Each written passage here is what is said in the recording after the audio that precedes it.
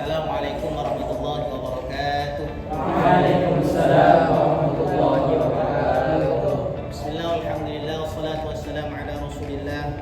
Asyhadu an la ilaha illallah wahdahu la syarika lah wa asyhadu anna Muhammadan abduhu wa rasuluh. Allahumma shalli wa sallim ala sayyidina Muhammad wa ala alihi wa ashabihi ajma'in, amma ba'du. Bagaimana kabarnya teman-teman? Alhamdulillah sehat. Sehat ya? Sudah pada makan siang? Sudah. Berarti sudah semangat ya? Ini hadir semua?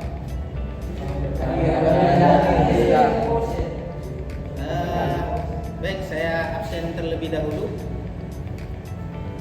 Abu Bakar? Hadir. Hafiz? Hadir.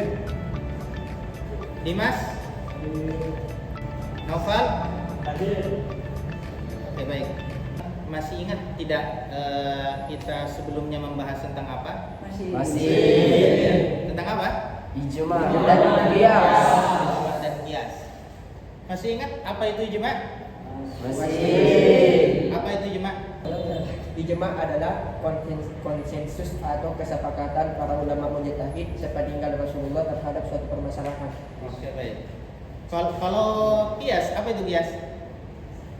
Qiyas kalau secara istilah dalam usul fiqh adalah metode menetapkan suatu hukum dan metode menetapkan hukum suatu persoalan baru yang belum ada nasnya secara jelas dengan cara menyamakannya dengan hukum persoalan lain yang sudah ada nasnya, karena kedua persoalan tersebut memiliki satu kesamaan yang sama dalam sumber alasannya. Berarti masih ingat ya? Baik, untuk pada kesempatan kali ini kita akan membahas tentang sumber hukum yang diperselisihkan oleh para ulama. Di antaranya sumber hukum yang diperselisihkan oleh para ulama itu sebenarnya terdapat banyak. Ya. Ada qaulus sahabah, kemudian amalu ahli Madinah, kemudian maslahah mursalah, uruf, dan syadud dara'i, dan seterusnya. Tapi pada kesempatan kali ini kita akan membahas tentang istihsan, ya. Maslahah mursalah, kemudian uruf, kemudian istishab, begitu ya. Sedangkan untuk CPMK atau capaian pembelajaran mata kuliah kita pada saat ini adalah setelah kita mendengarkan penjelasan tentang 4 macam sumber hukum yang diperselisihkan, itu adalah bagaimana kita bisa menganalisis sebuah permasalahan dari sumber hukum tersebut, baik dari segi istihsan, maslahah mursalah, uruf, ya, kemudian istishab. Kemudian metode pembelajaran pada kesempatan kali ini adalah presentasi, kemudian diskusi, begitu ya. Kemudian nanti kita evaluasi tentang pembelajaran kita pada saat ini.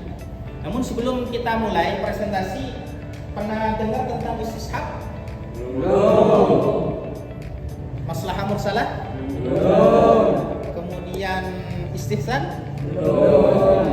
Baik, kalau belum, kita dengarkan penjelasan presenter pada kesempatan kali ini. Dipersilakan yang bertugas untuk mempresentasikan makalah. Assalamualaikum warahmatullahi wabarakatuh. Mungkin langsung saja, pada kesempatan kali ini kami akan mempresentasikan makalah kami yang berjudul Sumber Hukum Islam yang Diperselisihkan.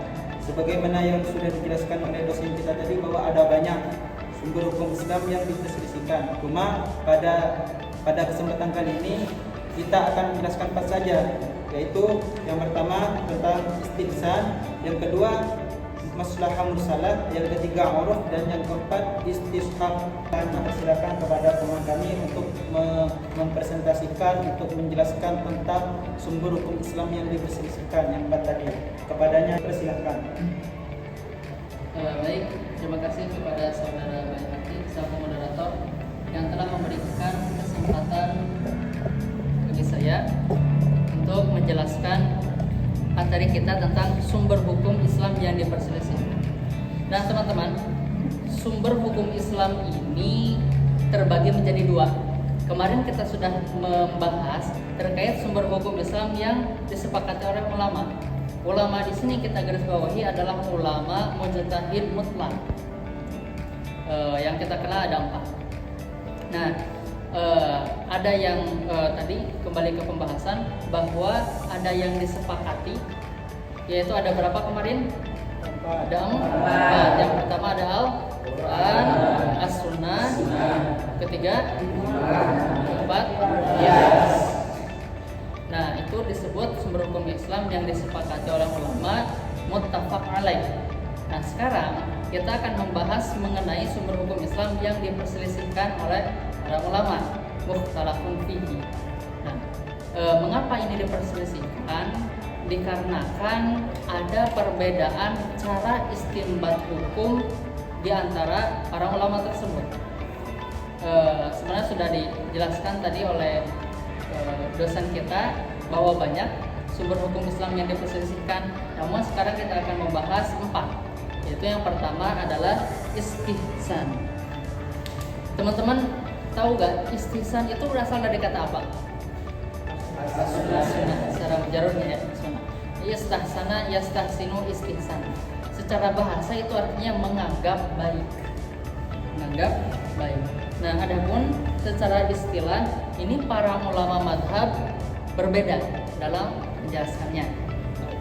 Nah, ada mazhab Hanafiyah mendefinisikan istihsan sebagai meninggalkan hukum yang ditetapkan berdasarkan qiyas yang tampak menuju hukum lain yang dianggap lebih kuat karena adanya dalil yang lebih tepat untuk mewujudkan kemaslahatan.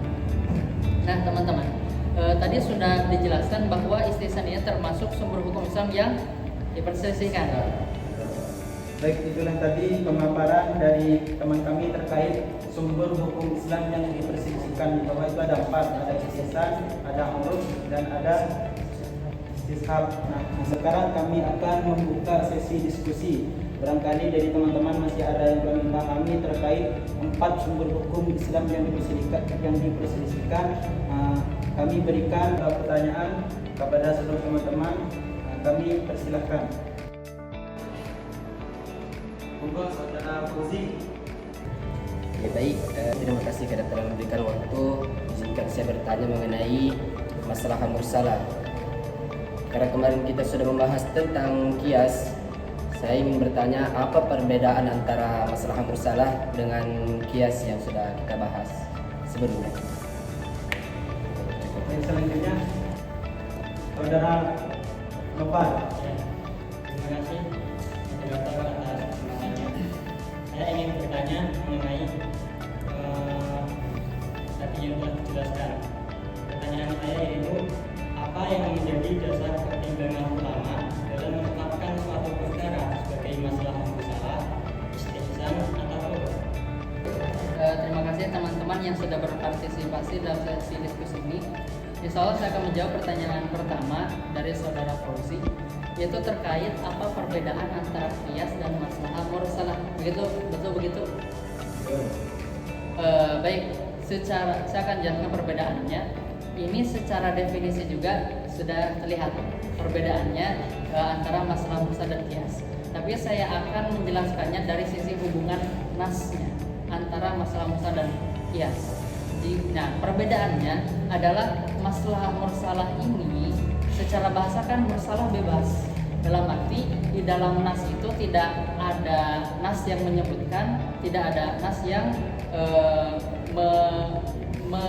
melarang masalah tersebut. Nah, begitu adalah pendapat jawaban yang telah kami cari. Nah, teman-teman ada yang kurang setuju atau mau berkomentar terhadap jawaban kami? Tadi kan sudah dijelaskan ya mengenai perbedaannya qiyas sama masalah mursalah. Nah, tadi sudah dijelaskan identifikasinya. Cuman saya ingin dari kedua ini qiyas dan masalah mursalah ini berikan satu contoh dari setiap dari tersebut, dari qiyasnya dan masalah mursalah. Terima kasih. Alhamdulillah presentasi pada kesempatan kali ini sudah berjalan dengan lancar. Kami mengucapkan terima kasih kepada seluruh teman-teman yang atas partisipasinya, atas pertanyaannya, dan atas sanggahannya. Kami sekali lagi ucapkan terima kasih. Kurang dan lebihnya mohon maaf. Assalamualaikum warahmatullahi taala wabarakatuh. Terima kasih atas presentasinya, pertanyaannya yang sangat luar biasa. Begitu juga dengan jawaban dan sanggahannya, ini sangat kami apresiasi. Oke, baik, selanjutnya kita bahas satu persatu dari pembahasan tadi ya. Yang pertama kita mulai dari istishab. Istishab itu adalah mengambil hukum yang sebelumnya. Kalau dalam bahasanya itu baqa'u makana ala makana, menetapkan hukum berdasarkan hukum sebelumnya. Misalnya seperti apa? Kalau kita sedang tadi sebelum berangkat ke kampus kita mandi.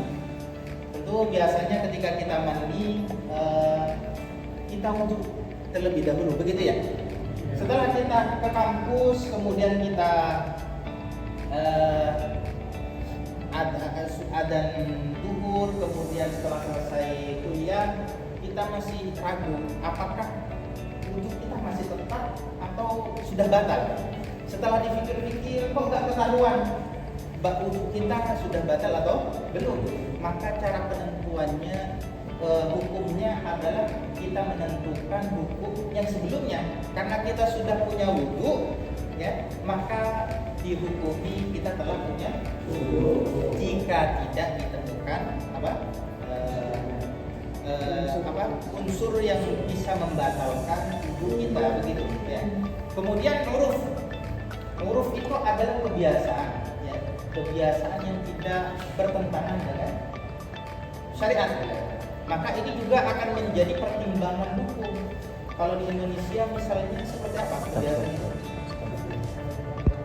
Seperti tahlilan, ya, mahar bagi apa? Orang Bugis ya. Jadi salah satu isu besar tentang kebiasaan itu diantaranya adalah tentang uruf ya, maksudnya itu diantaranya adalah tentang tahlilan yang selalu diperdebatkan oleh masyarakat kita. Diantaranya adalah ada satu golongan yang menolak dan mengkafirkan dan membid'ahkan tentang tahlilan. Kemudian isu yang kedua diantaranya adalah tentang mahar.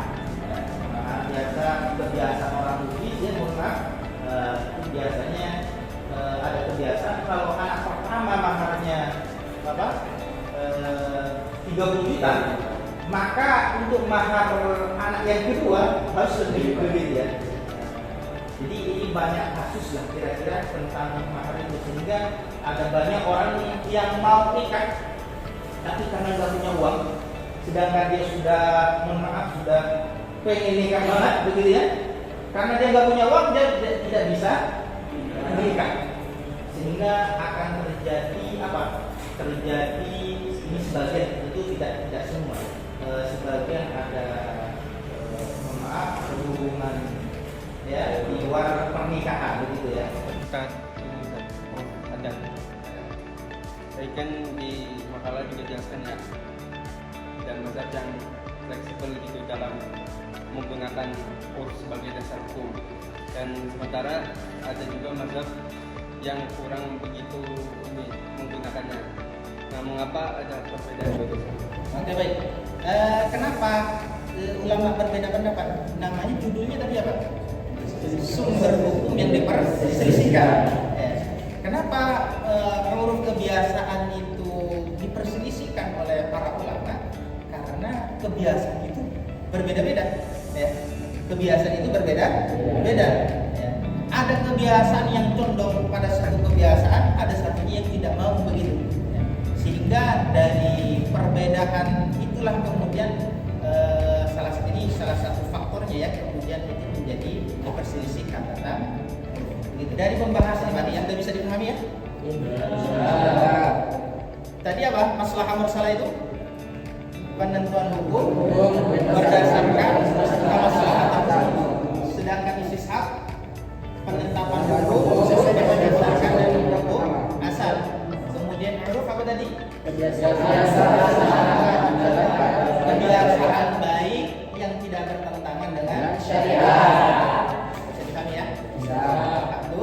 Kemudian untuk tugas